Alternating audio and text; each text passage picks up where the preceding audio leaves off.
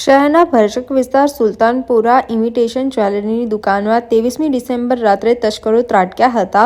શટરનું તાળું તોડી તસ્કરોએ દુકાનમાં પ્રવેશ કર્યો હતો. તસ્કરો સીસીટીવી કેમેરામાં ન ઝડપાયા માટે સીસીટીવી પણ સ્પ્રે લગાવી દીધો હતો. ત્યારબાદ દુકાનમાં પ્રવેશી ગલ્લામાંથી રોકડ 15,000ની ચોરી કરી હતી. સાથે જ ઇમિટેશન જ્વેલરી એટલી લઈ ગયા હતા તેની જાણ હજુ થઈ નથી. સમગ્ર મામલે ઇમિટેશન જ્વેલરી શોપના માલિકો બિલાલભાઈ યુસુફભાઈ દ્વારા પોલીસ ફરિયાદ કરી હતી. સમગ્ર મામલે વડોદરા વેપાર વિકાસ એસોસિએશનના પ્રમુખ પરેશ પરીખ દ્વારા આવી ચોરીની ઘટના ન બને તે માટે પોલીસ પેટ્રોલિંગ વધારવાની માંગ કરી છે. આ પ્રકારની ઘટનાથી વડોદરા વેપાર વિકાસ એસોસિએશન ચિંતિત છે. સંગઠનના વેપારીઓ ભયમુક્ત રહે તે માટે પોલીસ દ્વારા સઘન પેટ્રોલિંગ કરાય તેવી માંગ કરી હતી.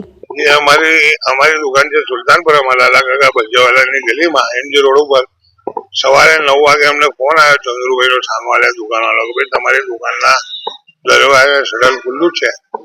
બાબાએ કીધું કે ભાઈ કોઈ આવ્યું તો છે નહીં. બોલે તમે આવી જાઓ. તો આવીને તપાસ કરતા તાળા અને દરવાજો શટર અને દરવાજો તૂટેલો હતો. જોયું તપાસ કરતા જાણવા મળ્યું કે ગલ્લામાં 15,000 રૂપિયાની છિલ્લક હતી તે લઈ ગયા છે. માલ શું લઈ ગયા એટલો બધો માલ છે એટલે માલની તો કઈ ખબર ના પડે.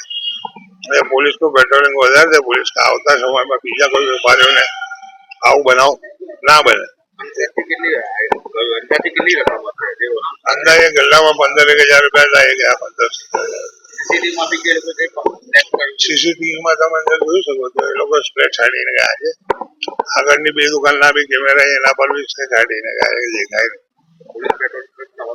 હા, પોલીસ પેટ્રોલિંગ તો કરે છે. રાતના ઘડિયા છે હિસાબથી આવે છે. પાછો સવારના 6 વાગે આવીને કુતર કરેલું છે. ચોરાનો કોઈ ગાડી લઈને આવ્યા હતા વ્હીકલ લઈને. પોલીસ ફરિયાદ કરવા બાબો ગયો યુસુફ ઉસ્માનભાઈ મેમણ ઉત્સવમાં